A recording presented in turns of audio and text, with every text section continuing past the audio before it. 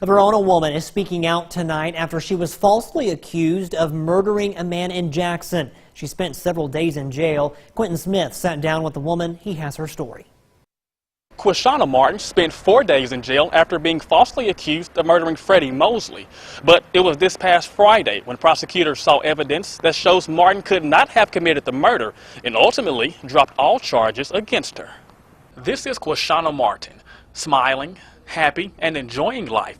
But that wasn't the case a few weeks ago when the Jackson Police Department accused her of murder. I found out on September 14th.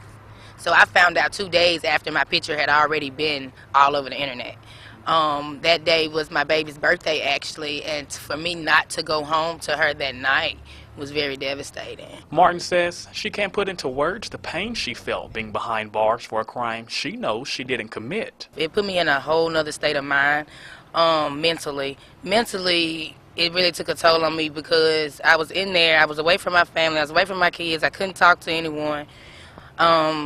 And it put me in a state of mind where I probably would have tried to hurt myself. Martin was connected to the murder due to identity theft. She lost her ID a while ago and it somehow ended up in the wrong hands. A couple checked into the Mustang Inn motel in Jackson, which is where the crime happened, and rented a room using Martin's name and ID. When the murder happened, Martin was automatically linked to it, when in reality it was the couple who used her ID who allegedly committed the murder. There was no way possible that she could have been in Jackson before, during, or after these periods. Willie Allen is Martin's attorney, and once he caught wind of what was going on, he and Ray Shoemaker immediately gathered evidence to prove Martin's innocence. First, I started off with interviews with key individuals that could put her in the location I thought she was in, family members and friends.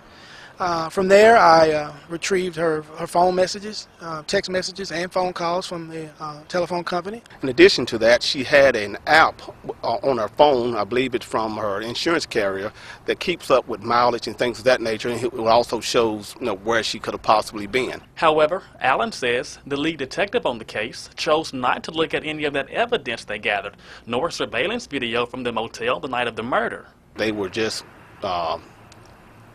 sure of themselves that she was actually the individual that had committed the murder, and that was surprising. I've never seen someone who didn't want to even consider what we had to say about her whereabouts. Now at this time, Allen says he does not plan to file a suit against the Jackson Police Department, but he does, however, plan to file a complaint against that lead detective. Reporting in Lee County, Quentin Smith, WCBI News.